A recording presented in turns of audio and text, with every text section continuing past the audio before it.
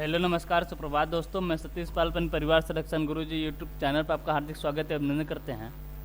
हम आशा करते हैं कि आप सभी स्वस्थ और मस्त होंगे। तो चलिए हम रोज की तरह आज भी जीएस के 20 क्वेश्चन आपके सामने लेकर आए हुए हैं, जो कि आपके आगामी जो यूपीपी कांस्टेबल के मतलब वैकेंसी आने वाली है, उन्हीं के पेपर के आधार पर हम डेली आपके सामने जीएस के 20 क्वेश्चन को लेकर आते हैं।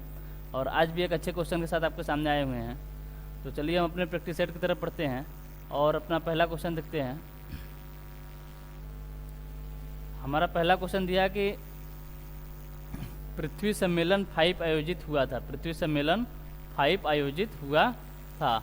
ऑप्शन ए दिया आपका 1992 में, ऑप्शन बी दिया आपका 1997 में, ऑप्शन सी दिया आपका 1999 में, और ऑप्शन डी दिया आपका 2000 में। ठीक है, किसी बात कर रहा है पृथ्वी सम्मेलन 5 नंबर मतलब कब आयोजित हुआ था? तो हुआ था आपके कब? 1997 में। कब हुआ था? 1997 में। ठीक है, अगर हम पृथ्वी सम्मेलन की बात करें, पहला पृथ्वी सम्मेलन कब हुआ था, मतलब पृथ्वी सम्मेलन पहली बार कब हुआ था? तो हुआ था आपके कहाँ पर?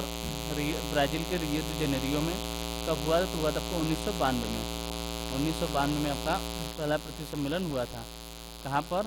ब्राज़ील के शहर रियो डी जेनेरियो में। रियो डी जेनेरियो में आपके पृथ्वी सम्मेलन मतलब पहला पृथ्वी सम्मेलन आयोजित हुआ था। ठीक है, किसकी सहायता से हुआ था? संयुक्त राष्ट्र संघ के द्वारा यह कराया गया था। किसके द्वारा? संयुक्त राष्ट्र संघ के द्वारा। संयुक्त राष्ट्र संघ द्वारा आपके पहला पृथ्वी सम्मेलन कहाँ पर हुआ था? ब्राज़ील के शहर रियो डी जेनेरियो में। कब हुआ था? हुआ था आपके 1992 में। किसके लिए किया गया था? पर्यावरण और पृथ्वी के विकास मतलब पर्यावरण के संबंध में ये पृथ्वी सम्मेलन कराया गया था। ठीक, पूछा आपका पृथ्वी सम्मेलन 5 आयोजित हुआ था। कब हुआ था? ये हुआ था आपको 1997 में। यानी ऑप्शन बी हमारा जो है ये सही आंसर होता है। ठीक, चलिए अगला क्वेश्चन देखते हैं। अगला क्वेश्चन दिया आपका सुंडा जल संधि 2 द्वीपों के बीच स्थित है। सुंडा जल संधि 2 द्वीपों के बीच स्थित है, उनमें से एक जावा है, दूसरा द्वीप कौन सा है? एक तो जावा द्वीप है और दूसरा द्वीप आपका कौन सा है? ठीक, ऑप्शन ए दिया आपका बोर्नियो द्वीप, ऑप्शन बी दिया आपका मालुकू द्वीप, ऑप्शन सी दिया आपका सुमात्रा द्वीप, और ऑप्शन डी दिया आपका सुलावेसी द्वीप। ऑप्शन डी क्या दिया है? सुलावेसी द्वीप। इसके बाद सुंडा जल संधि 2 द्वीपों के बीच है। तो कौन कौन से द्वीप हैं? एक है आपका जावा द्वीप,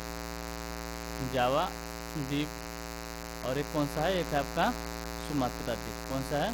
सुमात्रा द्वीप। जावा द्वीप और सुमात्रा द्वीप के बीच कौन से मतलब संधि है? आपकी सुंडा जल संधि है। यानी ऑप्शन सी हमारा जो है ये सही आंसर होता है। अगर पूछे सुंडा जल संधि मतलब किसको और जोड़ती है? तो यह जावा सागर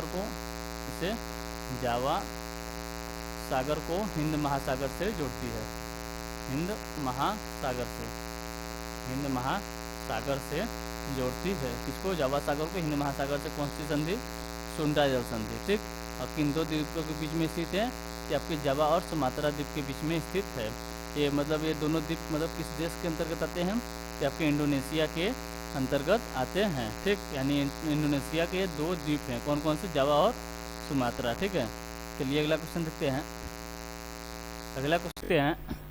अगला क्वेश्चन दिया है कि 108वीं भारतीय विज्ञान कांग्रेस का आयोजन कहाँ हुआ?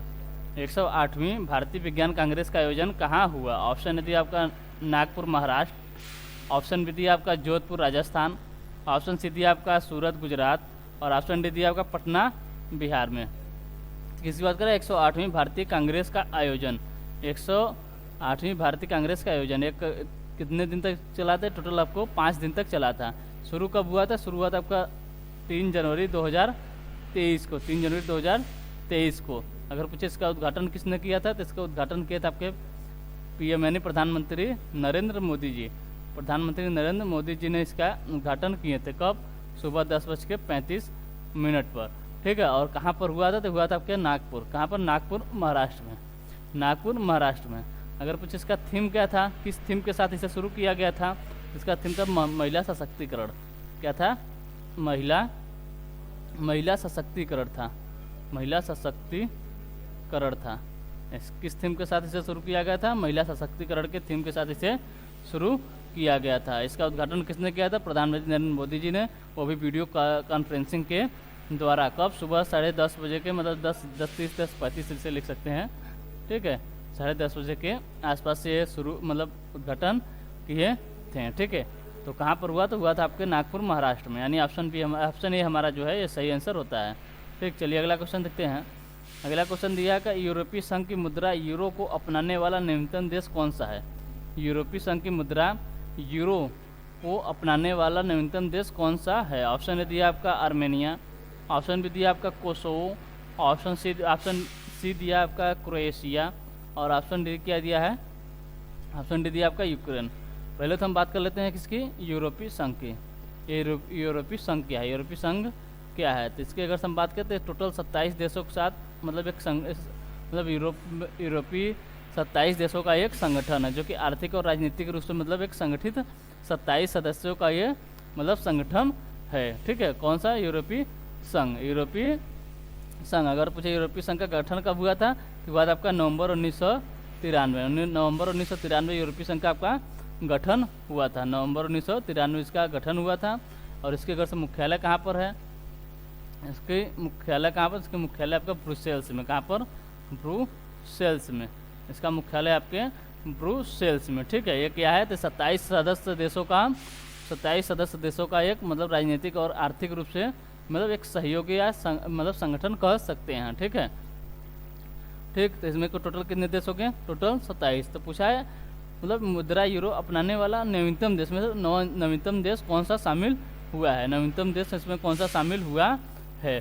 तो कौन सा शामिल है? ऑप्शन सी, यानी क्रोएशिया जो है ये यहाँ का नवीनतम देश है, जो कि अभी शामिल हुआ है, यानी ऑप्शन सी हमारा जो है ये सही आंसर होता है। आंसर मतलब ऑप्शन सी हमारा जो है ये सही आंसर होता है, ठीक है। चलिए अगर हम और उनके बात करें, अगर क्रोएशिया की बात करें, क्रोएशिया की राजधानी अगर पूछे क्या है, तो क्रोएशिया की राजधानी क्या है? जाग्रेब। जाग्रेब किसकी राजधानी? आपके क्रोएशिया की राजधानी है, ठीक है। क्रोएशिया की राजधानी क्या है? जाग्रेब। अगर पूछे आर्मेनिया की राजधानी क्या है, तो आर्मेनिया की राजधानी आपका येरेवान। आर्मेनिया की राजधानी क्या है? येरेवान। और अगर से कोसोवो की राजधानी पूछे, कोसोवो की राजधानी पूछे, तो यहाँ पर है आपकी प्रिस्टिना। कोसोवो की राजधानी क्या है? प्रिस्टिना, ठीक है। और यूक्रेन की राजधानी क्या है? यूक्रेन की राजधानी आपकी क्या है? यूक्रेन की राजधानी आपकी कीव। यूक्रेन की राजधानी क्या है? कीव है, ठीक है। चलिए अगला क्वेश्चन देखते हैं। अगला क्वेश्चन दिया है निम्नलिखित में से किस पशु को भारत में राष्ट्रीय प्रतीकों में स्थान नहीं मिला? निम्नलिखित में से किस पशु को भारत में राष्ट्रीय प्रतीकों में स्थान नहीं मिला है, ठीक।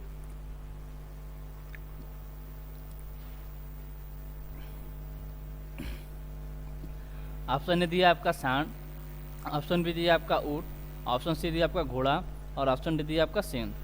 ऑप्शन डी क्या दिया है? सिंह। तो किसके अगर हम राष्ट्रीय प्रतीक की बात करते हैं, कहाँ पर है आपके कहाँ पर है? वाराणसी के सारनाथ में आपके राष्ट्रीय प्रतीक है, जिसमें आपके क्या है, इसमें आपके अगर से दर्शाया गया, तो इसमें टोटल आपके 4 सिंह दर्शाए गए हैं।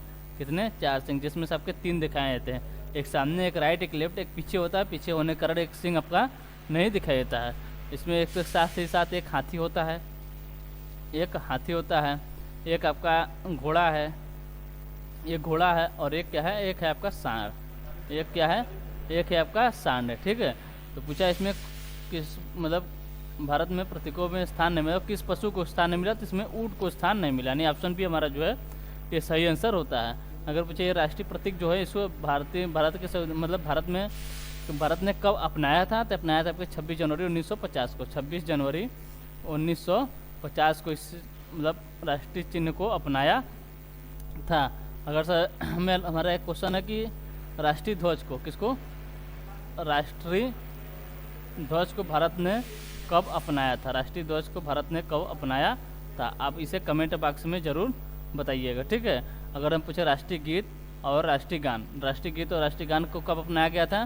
तो अपनाया गया था आपका 24 जनवरी 1950 को। क्या राष्ट्रीय गीत और राष्ट्रीय गान, ठीक, 24 जनवरी 1950 को ये अपनाया गया था। और आपको बताना राष्ट्रीय ध्वज को कब अपनाया गया था, ठीक। चलिए अगला क्वेश्चन देखते हैं। अगला क्वेश्चन दिया आपको, शंभू महाराज को भारत में निम्नलिखित में से किस नृत्य में उनके योगदान के लिए पद्मश्री से सम्मानित किया गया था? किसकी बात कर रहा है? शंभू महाराज जी को, शंभू महाराज जी को मतलब निम्नलिखित में से किस नृत्य के योगदान के लिए पद्मश्री से सम्मानित किया गया था? तो शंभू महाराज का संबंध अगर पूछे किससे है, इनका संबंध किससे है? इनका संबंध आपके कथक से। कथक कहाँ का मतलब शास्त्रीय लोक नृत्य है? तो आपके उत्तर भारत बोल सकते हैं या उत्तर प्रदेश का शास्त्रीय नृत्य पूछे तो फिर भी आपका कथक हो गया, या उत्तर भारत का भी पूछे तब पर भी आपका कथक ही होगा। ठीक है, तो शंभू महाराज को कथक के लिए मतलब पद्मश्री से सम्मानित किया गया था।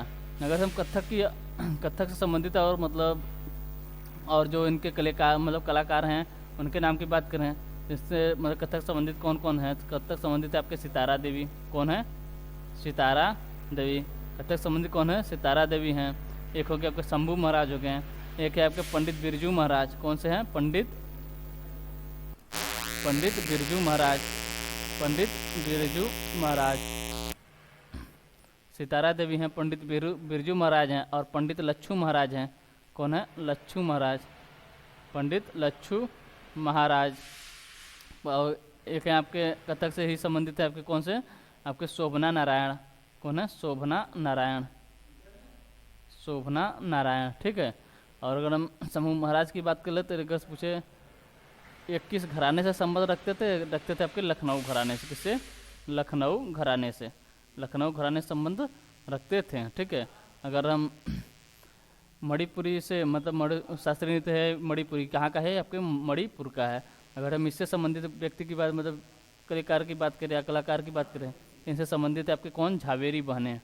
झावेरी बहनें कौन कौन है? झावेरी बहनें कितनी मतलब टोटल ये 4 बहनें हैं। कौन कौन है? एक है आपके दर्शन झावेरी। दर्शन झावेरी। एक है आपके नैना झावेरी। नैना झावेरी। एक है आपके सुवर्णा झावेरी। सुवर्णा झावेरी और रंजना झावेरी। रंजना झावेरी आपकी कौन है? आपके चारों झावेरी बहनें। इनका संबंध किससे? आपके मणिपुरी से है। ठीक है, और इसके बाद ही आपके यहाँ सविता मेहता। मणिपुरी से और पूछे कौन कौन से संबंधित हैं तो सविता मेहता हैं, और एक है आपकी कलावती देवी। ठीक, हम ऑप्शन से की बात करते हैं भरतनाट्यम। भरतनाट्यम कहाँ का शास्त्रीय लोक नृत्य है? तो आपके तमिलनाडु का है। कहाँ का है? तमिलनाडु का। अगर पूछे भरतनाट्यम से संबंधित कौन कौन है तो यहाँ पर है आपके यामिनी कृष्णमूर्ति। यामिनी कृष्णमूर्ति। यामिनी कृष्णमूर्ति। यामिनी कृष्णमूर्ति की बात करें तो यामिनी कृष्णमूर्ति भरतनाट्यम से भी संबंधित रखती हैं और कुचिपुड़ी से भी। किससे? भरतनाट्यम और कुचिपुड़ी से दोनों से संबंध कौन रखती हैं? यामिनी कृष्णमूर्ति। और इसके बाद है आपके मृणालिनी साराभाई।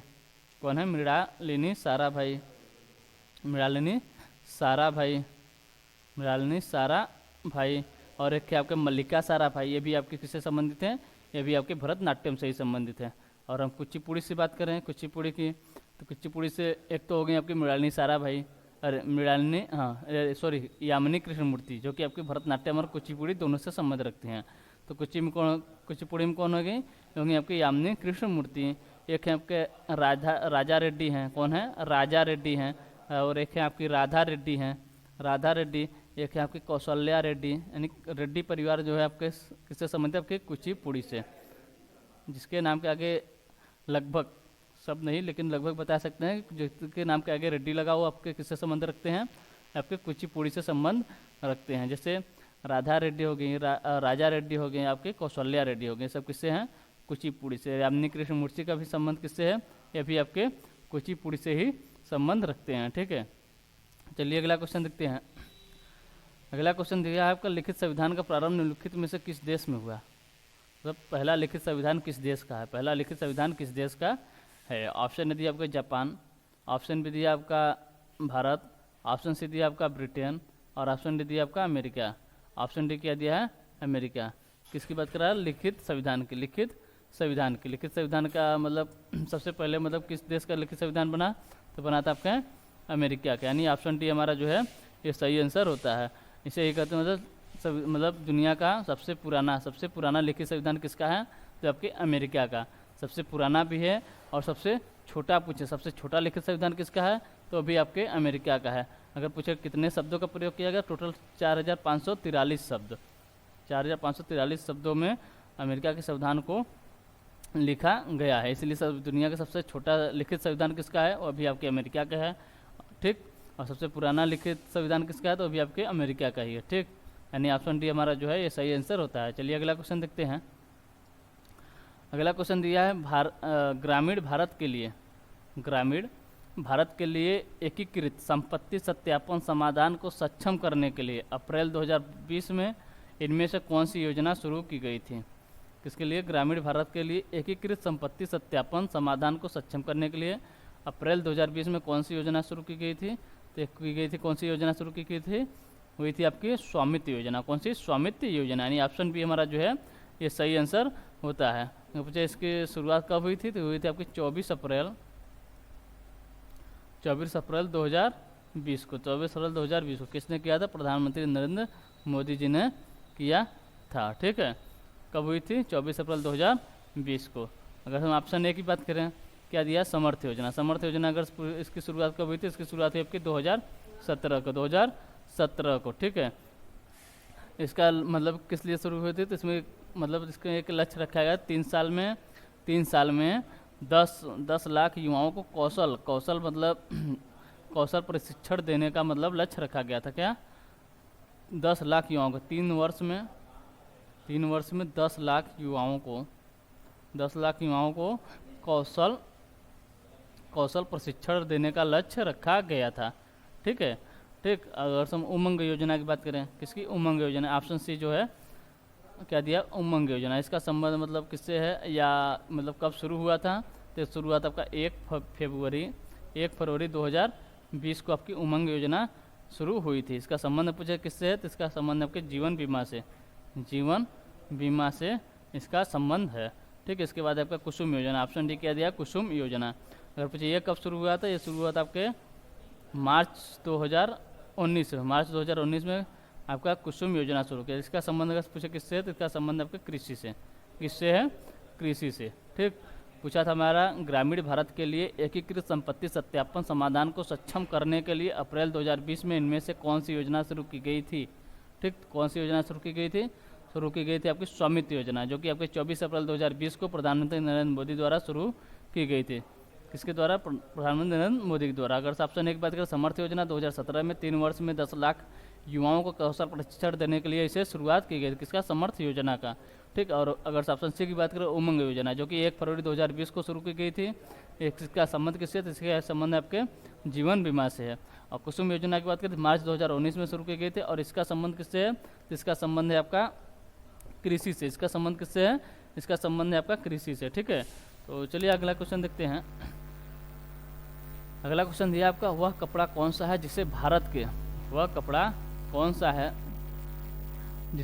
भारत के स्वतंत्रता संग्राम के प्रतीक होने का गौरव प्राप्त है। मतलब स्वतंत्रता संग्राम के समय की बात कर रहा है, तो मतलब कौन सा कपड़ा है मतलब जिसे स्वतंत्रता संग्राम के प्रतीक होने का गौरव प्राप्त है। ऑप्शन ए दिया आपका खादी, ऑप्शन बी दिया आपका रेशम, ऑप्शन सी दिया आपका ऊनी यानी ऊन, और ऑप्शन डी दिया आपका पॉलिस्टर। तो अगर से आप एक मतलब कुछ नहीं पता होगा तो फिर भी एक अंदाज़ा लगा सकते हैं, मतलब उसमें क्या चले थे, मतलब गांधी जी से रिलेटेड करके, तो उसमें क्या हो गई थी, मतलब कौन से कपड़ा मतलब क्या बोला है, प्रतीक होने का गौरव किसे प्राप्त है, कौन से कपड़ा को, तो था आपका खादी। क्या थी, खादी। यानी ऑप्शन ए हमारा जो है ये सही आंसर होता है। ऑप्शन ए हमारा जो है ये सही आंसर होता है। अगर पूछे खादी की शुरुआत हुई कहाँ से थी, अगर पूछे खादी की शुरुआत हुई कहाँ से थी, तो हुई थी आपकी साबरमती आश्रम से। किससे, साबरमती आश्रम से खादी की शुरुआत हुई थी, साबरमती आश्रम से, ठीक है। क्यों, मतलब इसका कारण क्या था, इसके अगर हम बात करें तो 1920 में, कब, 1920 में किसके द्वारा, महात्मा गांधी के द्वारा। किसके द्वारा, महात्मा गांधी के स्वदेशी आंदोलन में महात्मा गांधी के द्वारा स्वदेशी आंदोलन के स्वदेशी मतलब अपने मतलब विदेशी सामानों का बहिष्कार मतलब हुआ था।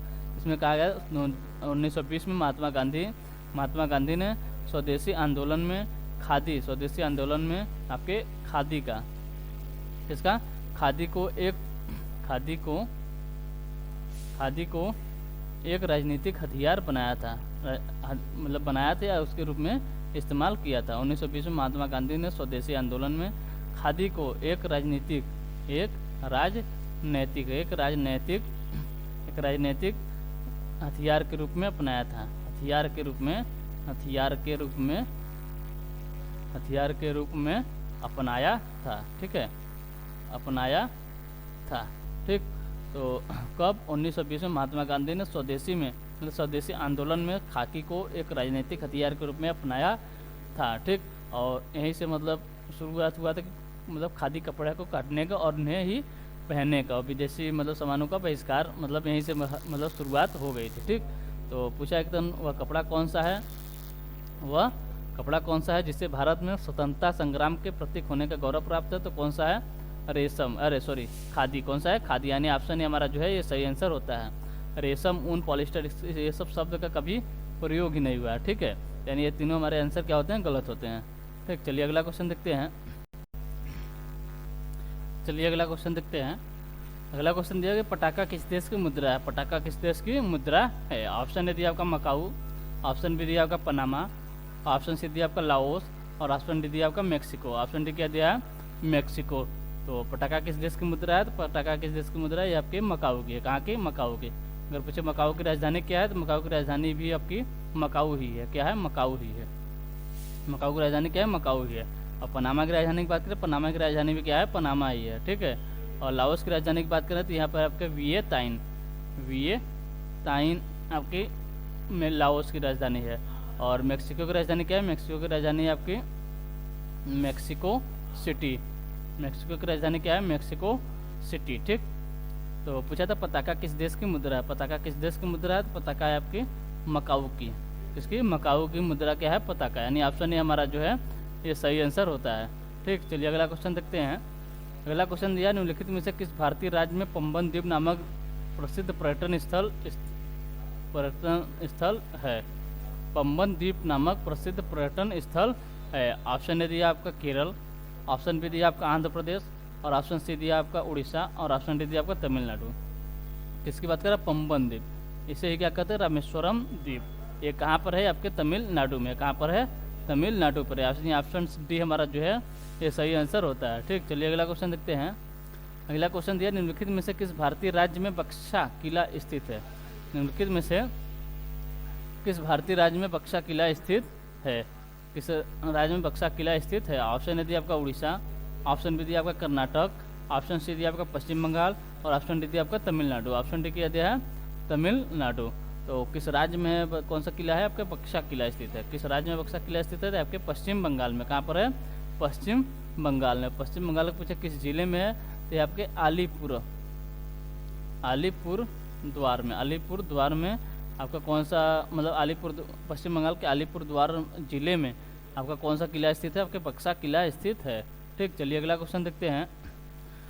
अगला क्वेश्चन दिया भारत के संविधान में उद्देशिका का विचार लिया गया। भारत के संविधान में उद्देशिका का विचार लिया गया है। ऑप्शन दिया आपका कनाडा के संविधान से, ऑप्शन बी दिया आपका इटली के संविधान, ऑप्शन ए दिया आपका इटली के संविधान से, ऑप्शन बी दिया आपका कनाडा के संविधान से, ऑप्शन सी दिया आपका फ्रांस के संविधान से, और ऑप्शन डी दिया आपका यूएस यानी अमेरिका के संविधान से। ठीक है, किसकी बात कर रहा?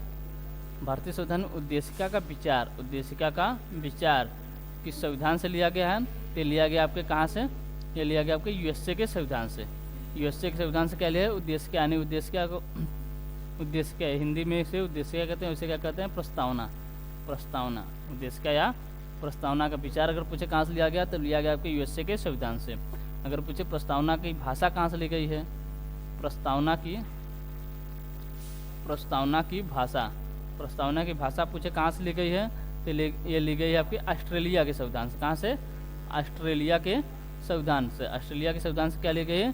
प्रस्तावना की भाषा आपके कहाँ से ली गई है? आपके ऑस्ट्रेलिया के संविधान से। ठीक है, अगर पूछे प्रस्तावना जो है आपकी ये अपने मतलब संविधान में सबसे लास्ट में इसे शामिल किया गया था, लेकिन इसके बाद क्या प्रस्तावना को संविधान में कब शामिल किया गया था? ये सबसे अंतिम, मतलब पूरे संविधान तैयार करने के बाद शामिल किया गया था, लेकिन पहले पेज पर ही इसे रखा गया है। ठीक है, पहले पेज पर ही इसे रखा गया है। ठीक, अगर पूछे प्रस्तावना को हिंदी संस्करण में किसने लिखा था? प्रस्तावना को हिंदी संस्करण में किसने लिखा था? ये लिखे थे आपके, किसने लिखा था? लिखे थे आपके वसंत कृष्ण वैद्य। कौन थे? वसंत कृष्ण वैद्य। इन्होंने इसका हिंदी संस्करण किया था। हिंदी संस्करण इसका किया था किसने? वसंत कृष्ण वैद्य ने इसका हिंदी संस्करण किया था। ठीक है। तो अगर पूछेगा इसका अंग्रेजी संस्करण किसने लिखा था? अंग्रेजी में से किसने लिखा था? लिखे थे आपके प्रेम बिहारी नारायण राय ज्यादा ने। ठीक। अगर पूछे प्रस्तावना में कितनी बार संशोधन किया गया है? प्रस्तावना में केवल एक बार संशोधन किया गया था। कब? 42वें संविधान संशोधन 1976 के द्वारा। ठीक है। इसमें 3 शब्द जोड़े गए थे। कौन कौन से?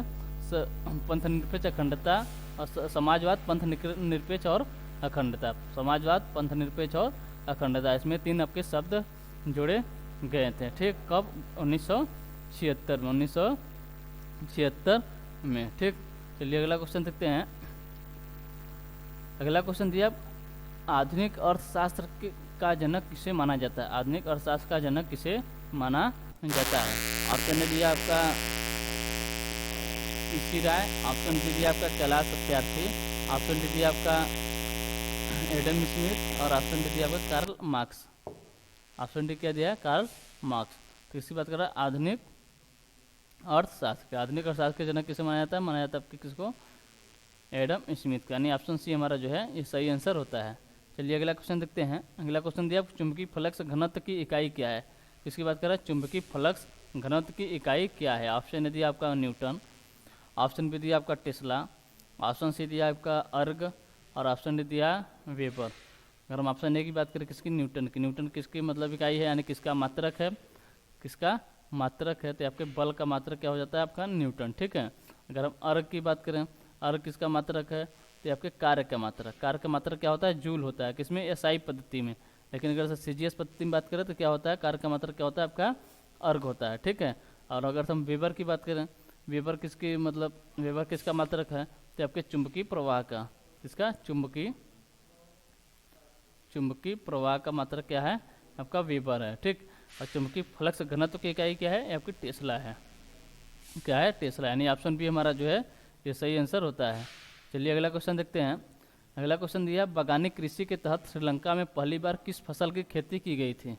बागानी कृषि के तहत श्रीलंका में पहली बार किस खेती की मतलब पहली बार किस फसल की खेती की गई थी? ऑप्शन ए दिया आपका कॉफ़ी की, ऑप्शन बी दिया आपका चाय की, ऑप्शन सी दिया आपका ऑप्शन ए दिया आपका कॉफ़ी, ऑप्शन बी दिया आपका चाय, ऑप्शन सी दिया आपका यहाँ पर हो गया श्रवण नहीं, यहाँ पर रबड़ हो गया। क्या होगा?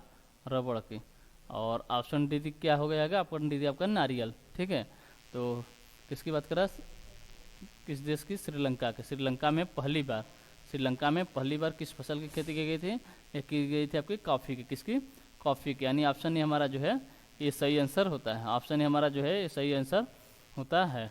अगर से क्वेश्चन पूछा था काफ़ी किस देश का मतलब मूल पौधा है? काफ़ी किस देश का मूल पौधा है? तो किसका हो जाएगा? ये आपका इथोपिया का मूल पौधा है। इथोपिया का मूल पौधा है। इथोपिया का मूल पौधा। काफ़ी किस देश का मूल पौधा है? काफ़ी इथोपिया का मूल पौधा है। काफ़ी इथोपिया का मूल पौधा है। अगर पूछे काफ़ी उत्पादन में सबसे नंबर 1 पे कौन सा राज्य है? तो आपका ब्राज़ील है। कौन है? ब्राज़ील। कौन है? ब्राज़ील। ठीक। ब्राज़ील में काफ़ी के बागानों क्या कहते हैं? फजेंडा कहते हैं। ब्राज़ील में काफ़ी के बागानों क्या कहते हैं? आपके फजेंडा कहते हैं। और ब्राज़ील में आपसे एक क्वेश्चन है कि ब्राज़ील में काफ़ी की जो किस्म मतलब कितने प्रकार की किस्म पाए जाते हैं? तो 3 किस्में पाई जाती है। काफ़ी की 3 किस्में पाई जाती है। कौन कौन सी है? एक है आपका अरेबिका, एक है आपका रोबस्टा और एक आपका आपको एक कमेंट बॉक्स में बताना है। ठीक है। इसके पहले आपके वीडियो में हम बताए थे तीनों कि ब्राज़ील में कौन कौन सी किस्में पाई जाती हैं। ठीक। एक हो गया आपका अरेबिका, एक हो गया रोबस्टा और तीसरा आपको बताना है। ठीक। और अगर पूछे ब्राज़ील में मतलब इसके बागानों क्या कहते हैं? सिर्फ फजेंडा कहते हैं। और अगर पूछे काफ़ी कहाँ का मतलब किस देश का मूल पौधा है? तो मूल पौधा कहाँ का है? इथोपिया का। अगर पूछे चाय किस देश का मूल पौधा है? तो ये आपके चीन का। कहाँ का?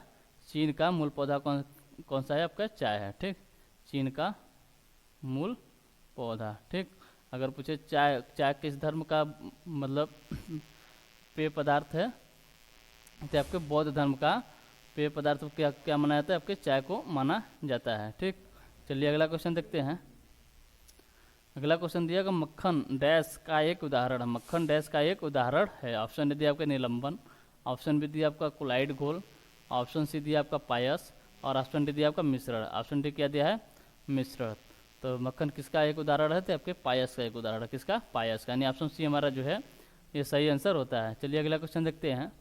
अगला क्वेश्चन दिया आपका कौन सा महाद्वीप मरुस्थल विहीन है, कौन सा महाद्वीप मरुस्थल विहीन है, यानी किस महाद्वीप में कोई भी मरुस्थल नहीं है। ऑप्शन डी दिया आपका एशिया महाद्वीप, ऑप्शन बी दिया आपका यूरोप महाद्वीप, ऑप्शन सी दिया आपका दक्षिणी अमेरिका महाद्वीप, और ऑप्शन डी दिया आपका ऑस्ट्रेलिया महाद्वीप। अगर हम एशिया महाद्वीप के अगर हम मरुस्थल की बात करें तो एशिया महाद्वीप में कौन कौन से मरुस्थल हैं, तो एशिया महाद्वीप में अगर सब पूछे एशिया महाद्वीप में सबसे बड़ा मरुस्थल कौन सा है, तो ये आपका गोबी मरुस्थल है। कौन सा है, गोबी मरुस्थल। गोबी मरुस्थल कहाँ पर है, तो आपके चीन और मंगोलिया की सीमा पर है, चीन और मंगोलिया के सीमा पर है। और सबसे ज़्यादा मतलब किस देश में है, तो आपके मंगोलिया में 80% भाग गोबी मरुस्थल का मंगोलिया में है, बाकी 20% भाग आपके चीन में है, ठीक। तो एशिया महाद्वीप का सबसे बड़ा मरुस्थल गोबी मरुस्थल है। और कौन कौन से मरुस्थल है, देखिए आपका ईरान का मरुस्थल है। कौन सा है, ईरान का मरुस्थल, ईरान का मरुस्थल है।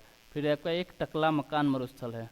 कौन सा, टकला मकान मरुस्थल है। ये कहाँ पर है आपके, ये कहाँ पर है आपके चीन में है। कहाँ पर है, चीन में। टकला मकान मरुस्थल कहाँ है, चीन में। ईरान का मरुस्थल कहाँ है, ईरान में। गोबी का मरुस्थल कहाँ है, मंगोलिया और चीन की सीमा पर है, ठीक।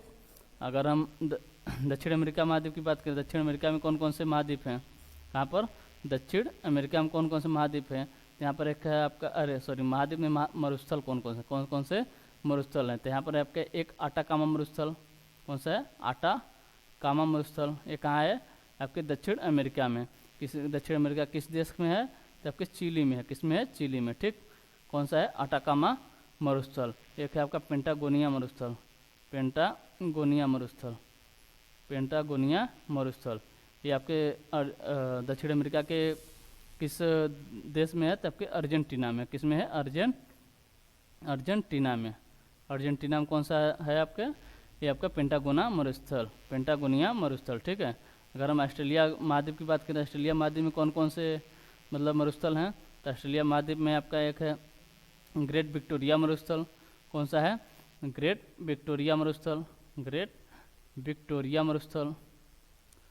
विक्टोरिया मरुस्थल कहाँ है, आपके आपके ऑस्ट्रेलिया महाद्वीप में। कहाँ पर, ऑस्ट्रेलिया महाद्वीप में। इसी में है आपका गिब्सन मरुस्थल। क्या है, गिब्सन मरुस्थल। कौन सा है, गिब्सन मरुस्थल। एक है आपका स्टुअर्ट मरुस्थल। एक है आपका सिम्पसन मरुस्थल। ये कहाँ पर है आपके, ये सब आपके ऑस्ट्रेलिया महाद्वीप में। तो पूछा था कि कौन सा महाद्वीप है जबकि आपके मरुस्थल विहीन है, तो आपका यूरोप महाद्वीप है। यूरोप महाद्वीप जहाँ पर आपके एक भी मरुस्थल नहीं, यानी यूरोप महाद्वीप जो है ये आपका मरुस्थल विहीन है। अगर हम अफ्रीका महाद्वीप की बात कर लें, अगर अफ्रीका महाद्वीप में कौन कौन से मरुस्थल हैं, तो यहाँ पर आपके विश्व का सबसे बड़ा मरुस्थल कौन सा, सहारा मरुस्थल। विश्व का सबसे बड़ा मरुस्थल कौन सा है, सहारा मरुस्थल। है कहाँ पर है, आपके अफ्रीका महाद्वीप में। यहीं पर है आपका एक कालाहारी मरुस्थल। कालाहारी मरुस्थल कहाँ है, ये आपके कहाँ पर है, आपके अफ्रीका महाद्वीप में। कालाहारी मरुस्थल में आपकी कौन सी जनजाति पाई जाती है, इसी में पाई जाती है आपकी बुशमैन जनजाति। और एक है आपका नामीब मरुस्थल। कौन सा है, नामीब मरुस्थल कहाँ पर है, ये आपके ये भी आपके अफ्रीका महाद्वीप में, ठीक। किस देश में है, आपके नामीबिया में, ठीक है। तो चलिए अगला क्वेश्चन देखते हैं। अगला क्वेश्चन दिया उत्तर प्रदेश में आम निर्यातक जोन कौन से हैं। ऑप्शन ए दिया आपका लखनऊ, ऑप्शन बी दिया आपका सहारनपुर, ऑप्शन सी दिया आपका ए और बी दोनों, और ऑप्शन डी दिया इनमें से कोई नहीं। तो उत्तर प्रदेश में आम निर्यातक जोन कौन कौन से हैं, तो आपके बात करें आम निर्यातक जोन की, तो कौन कौन से हैं, लखनऊ है और सहारनपुर दोनों हैं, यानी ए और बी दोनों, यानी ऑप्शन सी हमारा जो है ये सही आंसर होता है, ठीक। चलिए अगला क्वेश्चन देखते हैं। अगला क्वेश्चन दिया उत्तर प्रदेश का सर्वाधिक आंवला उत्पादक जिला कौन सा है। आंवला उत्पादक जिला कौन सा है। ऑप्शन दिया आपका प्रतापगढ़, ऑप्शन बी दिया आपका मिर्जापुर, ऑप्शन सी दिया आपका जौनपुर, और ऑप्शन डी दिया आपका सोनभद्र। ऑप्शन डी क्या दिया है? सोनभद्र। तो उत्तर प्रदेश का सर्वाधिक आंवला उत्पादक जिला कौन सा है? तो ये आपका कौन सा? प्रतापगढ़, यानी ऑप्शन ही हमारा जो है ये सही आंसर होता है। ठीक है, तो चलिए आज के लिए बस इतना ही रखते हैं। हम मिलते हैं आपसे अगले सेशन में। अगर सेशन आपको अच्छा लग रहा हो तो लाइक एंड सब्सक्राइब जरूर करें और शेयर करना ना भूलें। ठीक है, तो अब तक के लिए आपको टेक केयर, बाय बाय, जय हिंद, जय भारत।